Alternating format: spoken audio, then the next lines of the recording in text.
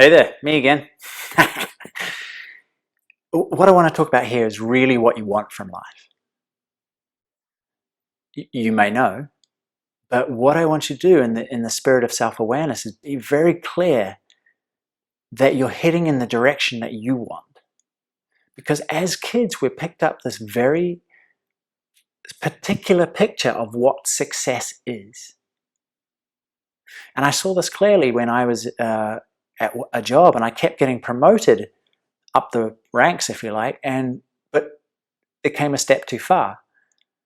I got a new job with new pay and new respect and a reputation and all that stuff that I thought I wanted, but it actually took me away from the thing that I love to do. I was an outdoor instructor, so it took me away from working with people. I was now a management role. More money, more responsibility, more, kudos, good on me, well done, pat on the back. And yet, it was not what I wanted. It was not success. From an early age, we're given and we just soak in this definition of success. Okay, a successful life is, and it looks like a particular picture. Certain amount of money, certain kind of house, certain kind of neighborhood, certain kind of family, certain kind of holidays.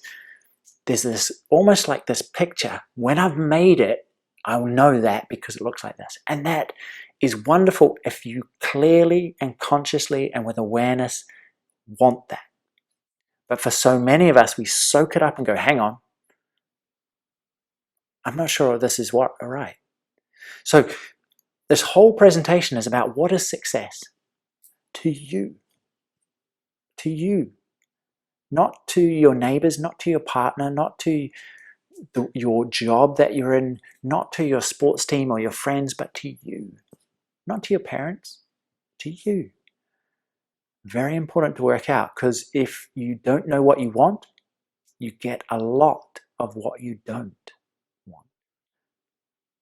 Anyway, hope you enjoy it. I hope it gets a light bulb.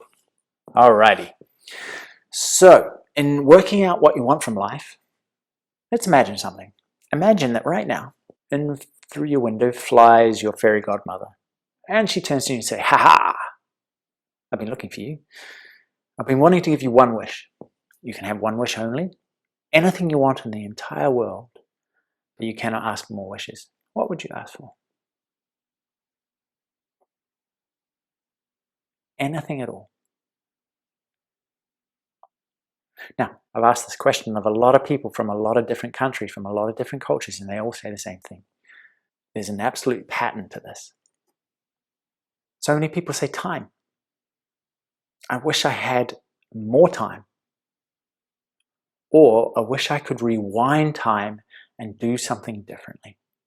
But here's the thing, just a little side tangent. If you could go back to your younger self and tell them, hey, if you could give the advice that your older, wiser self now can, do you think your younger self would actually listen? Or would they just go away, old man, go away, old woman?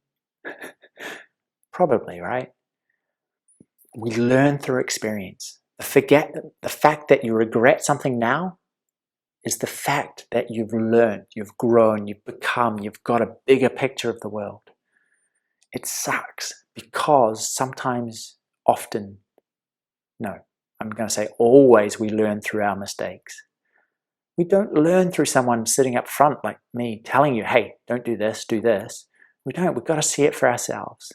Like, the first time when I was driving, 2 weeks in, I came around a corner far too fast, spun out onto the other side of the road. Was anyone coming? No, thank God. But if there was, I would have been dead or messed up. But in that moment, through messing up, I saw, that's why you take corners slowly on a wet, rainy day. That's why you take corners slowly, full stop. We learn through our mistakes, right? Unfortunately. So anyway, just a little aside. But what we think, if we had more time, no regrets. And that no regrets, we feel like we have peace of mind. Yeah. That's what goes hand in hand. The other thing, commonly, is people say, I really want an amazing person in my life. Especially if you've been through a few relationships and they've ended messily, then you realize how relationships aren't happily ever after. They're hard work. But finding that right person for you is, wow, what a jackpot, you know? So a lot of people, their highest wish will be, you know what? I just want someone who's awesome, because you get the bonus of feeling loved, but it's happiness, it's ease, it's peace of mind. It's not having to worry about your psycho of a partner. You know? It's not feeling like you're constrained and you can't be yourself with someone. I'm sure we've all been with that person where we've been on eggshells, right? So yeah, that little figure for me represents health. So many of us will wish for health for ourselves or for our loved ones, to be fully functional. Maybe it's injury, maybe it's disease. And having gone through, like my mum and my mother-in-law both died of cancer, I know what that's like. But we're also wanting that sense of, when we say we want health, what the feeling attached to that is the feeling of ease, the feeling of having no worries, security, right? And the last thing is money. We would love a bunch more money. And money's a wonderful thing. It allows you to do a lot of good stuff. A lot of good stuff. But the feeling attached there with money, you know, is security, abundance, freedom. Just knowing that I don't have to check my bank balance. I can just splash out. I don't have to work all the hours God sends so I can buy a holiday or buy a gift for my family. You know, how much easier would it be if we had £1 million, right? Here's the thing though. I've got a friend who works in Norway with some billionaires. And he said some of them, billionaires, have more zeros than we'll ever have in our life, and yet they're the most insecure, tight-ass, unfree people he's ever met. And I'm sure if you've ever traveled in third world countries, there are people there who have nothing, but they have more freedom and more abundance than anyone else you've ever met. More happiness too, right? So recognize that we want stuff. Very important. We've got these projects, we've got responsibilities, we've got goals, aims, things that we want in our lives. Possessions, people, health. Now there's a certain amount you can do about it, but also there's a bit of luck too, right? We're not fully in control. You can build an incredible business, and I've talked to people who've had this happen, but through no fault of your own, it's been smashed, destroyed. You can build a beautiful house and have it burned down, and then your insurance say, look at this tiny little clause here we can't pay out. You know, you can think you met the perfect person, and then they turn out, a screw goes loose and they turn wonky, you know? So very important, money, health, relationships, having more time. But what we really, truly important to us is happiness, peace of mind, abundance, freedom, ease, no worries. And that is something you are control of. And it is unrelated to what you have, to what you're trying to achieve. Now, don't get me wrong. I'm not saying that the things that you want, the material aspects of life, money, possessions, career, experiences are not bad. They're wonderful. But don't let your happiness, let your freedom be attached to what you have or don't have. Super, super important. Because we're all running this equation in our heads. I'll be happy when? I'll be happy when I have that new promotion, when I meet that perfect person, when I save all that money, when I buy my house, when. I will be happy when tomorrow comes. It's basically what we're saying. It means your happiness is always caused by something external. It's another person. It's another thing. It's something outside of yourself that is creating your happiness, which is never good because it's never chosen by you. And it's always in the future, which is not good either, you know? Separate your happiness from the conditions of your life. Separate your peace of mind from what's happening in your life, from your relationship, from your health, from your financial situation. Because then you can be happy and content no matter what. We're on this roller coaster where it feels like we're not in control of our own happiness. Or for me, for example, I used to live for the weekend. Then I'd get with my buddies, go on a big adventure, come back knackered but stoked on a Sunday night, head back to work. You know, and I'd spend Monday to Friday excited about the weekend. I was living for the weekend. But then what would start to happen is I'd wake up on Sunday and go, uh-oh, I've got to go back to work soon. You know, I could feel my happiness be taken away because of a day of the week. Or when my girlfriend was mad with me, I would be mad with her. My happiness, my peace of mind would be taken away by her.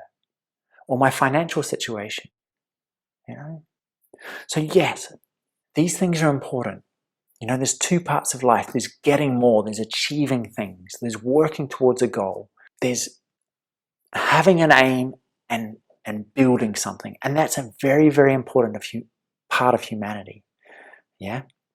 But the other part, like hopefully I've been saying, is the part of enough, is the feeling of satisfaction, contentment, gratitude with what we do have right here, right now. Because it's so easy to focus on what we don't, on the fact that our goal is not here yet. Being content, letting what is here now be enough, is such a valuable skill, because that forms a foundation that when you put more on top, it's awesome. There's so many people like donuts. They look beautiful on the outside. Their lives are sparkling and glamorous. They've got so much stuff, so much money, so much good experiences, houses. You think they would have enough. They would have that feeling of contentment and gratitude. But they're a donut. There's something missing in the middle. And so that's all I want to say with this is consider when success, what is success to you? Is yes, it's goals, it's getting, it's achieving, it's making, it's setting an aim and going after it. But enjoy each and every step along the way. Realize that your happiness, your contentment, your peace of mind does not need to be related to anything else. You can learn to choose for that. And I fully recommend it. Because more takes time. You're not always in charge of achieving. Fortune, sometimes smack it out of your hands. Health, money, relationships, time. All right? So work out, what is success to you? Let it change. Be flexible. Visit this question often. What do you truly want in life? Let it change. Sometimes it's going to be making a crap load of money. Sometimes it's going to be getting that promotion. Sometimes success will be simply being able to get out of bed in the morning, having a shower, getting dressed. Woohoo, well done. And I don't mean that lightly. Sometimes the most successful thing you can do is get out of bed. Yeah? Visit this question time and time again. Today, what is success for me today? Because then you get a picture of balance too. What am I chasing? And how can I let this be enough? How can I enjoy this? Anyhow, good luck and go well.